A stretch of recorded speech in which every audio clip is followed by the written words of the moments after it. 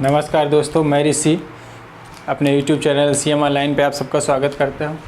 आज हम लोग अगला वीडियो बना रहे हैं संख्या पद्धति का आगे। पहला हमने पार्ट 1 पढ़ लिया है, अब हम आगे चलते हैं। इसी में कुछ पोर्शन अभी इसका बचा हुआ था, तो आज हम देखेंगे क्या,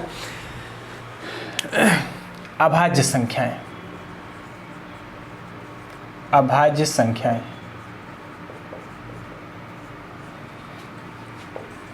प्राइम नंबर्स। प्राइम नंबर्स अभाज्य संख्याएं। देखो, अभाज्य संख्याएं क्या होती हैं, ये इनका एक नाम और आता है, कभी कभी एग्जाम में पूछता है, रूढ़ संख्याएं। रूढ़ संख्याएं, तो अभाज्य संख्या कहा जाए, प्राइम नंबर, या फिर रूढ़ संख्याएं, है ना। रूढ़ संख्या के नाम से भी इनको जाना जाता है। तो ऐसी संख्याएं जो स्वयं एवं एक के अतिरिक्त, स्वयं एवं एक के अतिरिक्त किसी अन्य संख्या से भाज्य ना हो, क्या कहलाती हैं? अभाज्य संख्याएं कहलाती हैं। फिर से एक बार देखते हैं, अभाज्य संख्याएं वे संख्याएं होती हैं जो स्वयं एवं एक के अतिरिक्त किसी अन्य संख्या से भाज्य नहीं होती हैं, अभाज्य संख्याएं कहलाती हैं। जैसे हम कहें, एक संख्या हम लिखते हैं 3, देखते हैं किससे किससे भाग जाएगा। तो 3 या तो 3 से कटेगा या फिर किससे कट जाएगा? 1 से कटेगा। तो यही हमने कहा कि ऐसी संख्याएं जो या तो स्वयं से कटे या फिर किससे कटे? 1 से कटे। तो ऐसी संख्याएं जो या तो स्वयं से भाज्य हो या फिर 1 से भाज्य हो, क्या कहलाती हैं? अभाज्य संख्याएं। जैसे हम लिख दें 4, तो 4 किससे कटेगा? 4 से भी कटेगा, 2 से भी कटेगा और 1 से भी कटेगा। तो इसमें एक अतिरिक्त गुणनखंड मिल गया। इसका मतलब 4 अभाज्य संख्या नहीं हो सकती है। अभाज्य संख्या होने के लिए सिर्फ 2 ही गुणनखंड होने चाहिए। तो यहाँ से एक चीज़ हमें और मिलती है कि अभाज्य संख्याओं के सदैव कितने गुणनखंड होते हैं?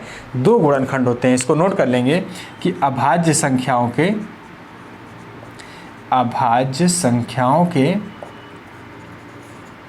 2 गुणनखंड संभव है। 2 से अधिक गुणनखंड कभी भी अभाज्य संख्या के नहीं हो सकते हैं। और वो कौन कौन से होंगे? एक स्वयं वही संख्या और दूसरा 1। तो इस तरह से अभाज्य संख्याएं कौन कौन सी हो सकती हैं? जैसे हम लिखें 2 है, 3 है, 5 है, 7 है, ऐसे डाट डाट करके बहुत सारी आपको अभाज्य संख्याएं मिलेंगी। तो अभाज्य संख्याएं उनको कहते हैं जो संख्या या तो स्वयं से कटे और या फिर किससे कटे? 1 से। तो ऐसी संख्याएं जो स्वयं एवं 1 के अतिरिक्त किसी अन्य से भाज्य नहीं होती हैं, अभाज्य संख्याएं कहलाती हैं। और अभाज्य संख्याओं के केवल 2 ही गुणनखंड होते हैं। अब देखिए, इससे कई सारे क्वेश्चन बने हैं, छोटे छोटे क्वेश्चन बनते हैं, लेकिन कई बार क्वेश्चन अभाज्य संख्या से पूछे गए हैं। इससे सबसे पहले तो हम देखते हैं कि अभाज्य संख्याएं, कम से कम हमें 1 से 100 तक की अभाज्य संख्या पता होनी चाहिए। 1 से 100 तक की अभाज्य संख्या हमको पता होनी चाहिए। तो हम सबसे पहले देखते हैं 1 से 100 तक की अभाज्य संख्याएं।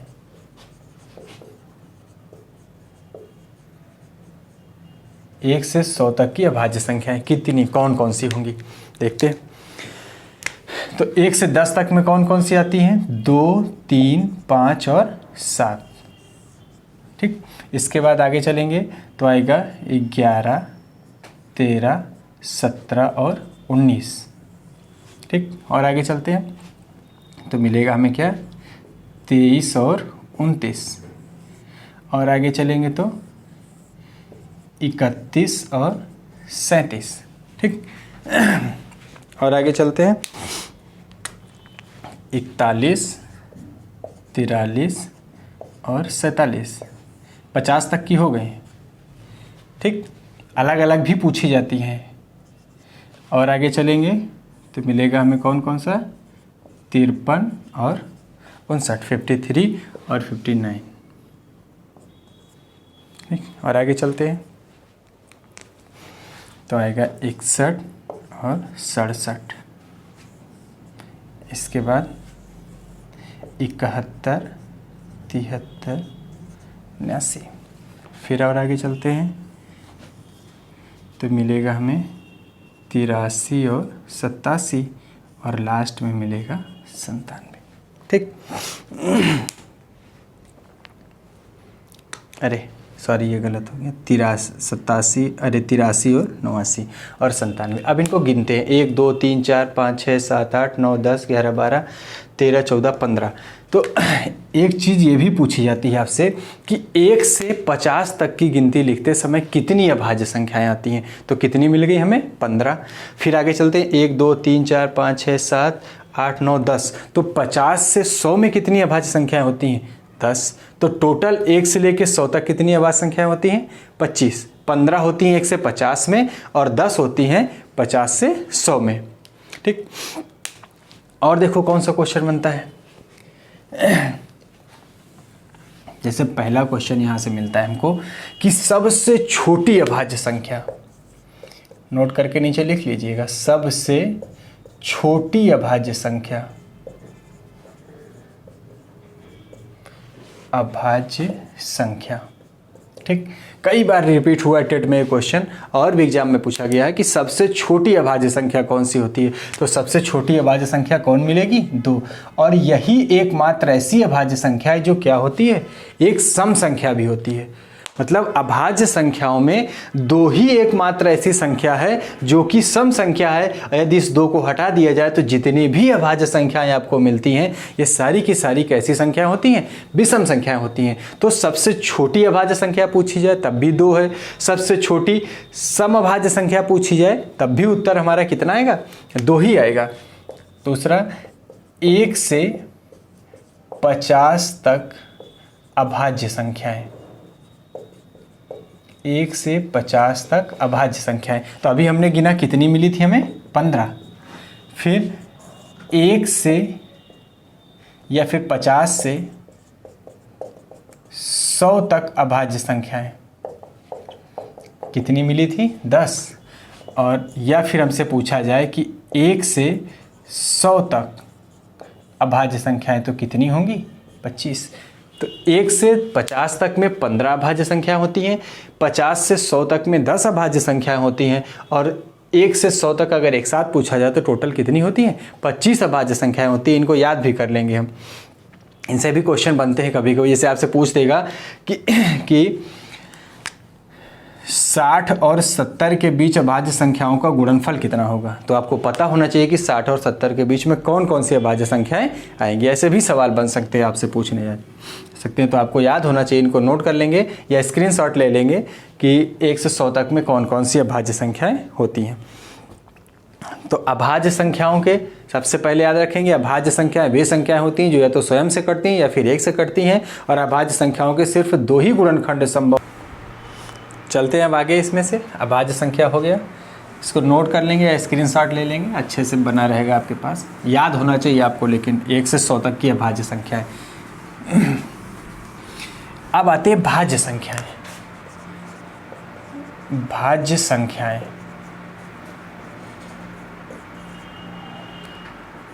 कंपोजिट नंबर,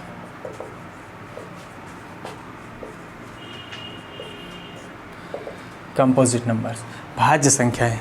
तो अभाज्य संख्या के लिए शर्त थी कि उसके केवल 2 ही गुणनखंड हो सकते हैं, 1 से कटेगी और वो किससे कट जाएगी, स्वयं से कटेगी।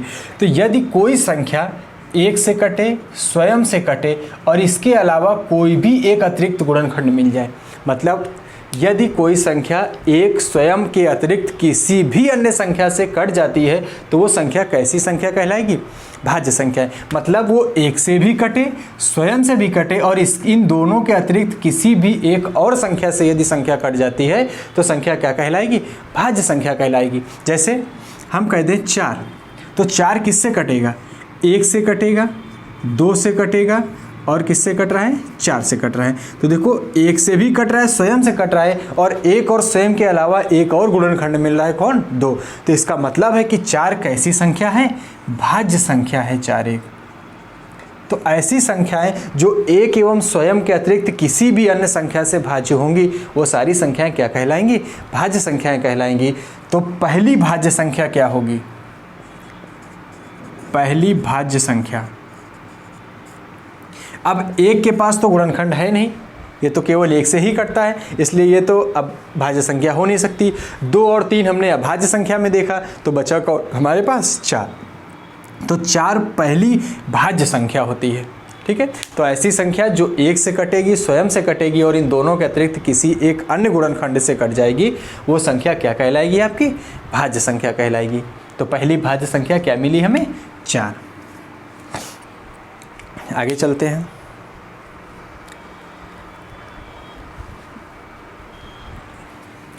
चाहेंगे तो लिख लेंगे इसके नीचे ऐसे 4, 8, 6 हो गया, 8 हो गया, 9 हो गया, ऐसे डट बहुत सारी भाज्य संख्याएं मिलेंगी। बस शर्त आपको पता होनी चाहिए कि एक से कटेगी, स्वयं से कटेगी और इसके अतिरिक्त किसी भी एक अन्य संख्या से कट जाएगी, तो वो संख्या क्या कहलाएगी? भाज्य संख्या कहलाएगी। अब आते हैं सहअभाज्य संख्याएं। सहअभाज्य संख्याएं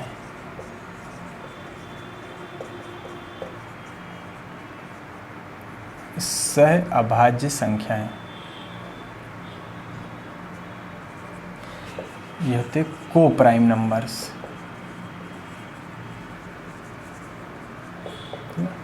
सहअभाज्य संख्याएं तो ऐसी संख्याओं का एक युग्म, संख्याओं का एक ऐसा युग्म जिसका केवल एक ही उभयनिष्ठ गुणनखंड हो, है ना। संख्याओं का एक ऐसा युग्म, जैसे हम लिखें 2 और 3, है ना। तो दो संख्याओं का एक ऐसा युग्म जिसका केवल एक ही गुणनखंड उभयनिष्ठ हो। जैसे हम 2 के गुणनखंड करें तो कौन मिलेगा हमें? 1 और 2। अगर हम 3 के गुणनखंड करें, 3 के गुणनखंड करें तो मिलेगा हमें क्या? 1 और 3। तो फिर कौन सा गुणनखंड कॉमन है? 1। तो ऐसे संख्याओं का युग्म, ऐसी संख्याओं का जोड़ा जो केवल एक ही उभयनिष्ठ गुणनखंड हो, एक से ही केवल डिवाइड हो, ऐसी संख्याओं को क्या कहा जाता है? सहअभाज्य संख्याएं कहा जाता है। तो सहअभाज्य संख्याएं क्या होंगी? ऐसी संख्याओं जिनके संख्याओं का वह युग्म जिसका केवल एक ही उभयनिष्ठ गुणनखंड होता है, क्या कहलाती हैं? वो सहअभाज्य संख्याएं। मतलब इनका कोई भी ऐसा उभयनिष्ठ गुणनखंड नहीं होगा जो एक के अतिरिक्त तो कोई और मिल जाए। जैसे हम लिख दें 5 और 7, है ना। तो केवल एक ही ऐसा है जो इनका दोनों का उभयनिष्ठ गुणनखंड होगा, इसके अलावा कोई भी उभयनिष्ठ गुणनखंड नहीं होगा। तो 2 और 3, 5 और 7 ये सब आपस में क्या है? सहअभाज्य संख्याएं, है ना। तो सहअभाज्य संख्याओं ऐसे संख्याओं का युग्म जिसमें एक के अतिरिक्त कोई अन्य गुणनखंड कॉमन ना मिले आपको, ऐसी संख्याएं क्या कहलाती हैं? सहअभाज्य संख्याएं कहलाती हैं। नोट करिए जल्दी से उसको। यही वजह होती है कि सहअभाज्य संख्याओं का HCF मान सदैव कितना होता है? 1 होता है। अगर हम 2 सहअभाज्य संख्याएं लिख दें और आपसे पूछे कि बताओ इनका HCF कितना होगा, तो 2 सहअभाज्य संख्याओं का HCF मान सदैव कितना होता है? 1 होता है। बस आज के वीडियो में इतना ही, आगे नेक्स्ट वीडियो में देखते हैं। अगर आपको वीडियो पसंद आए तो लाइक, शेयर और सब्सक्राइब कीजिए। Thank you.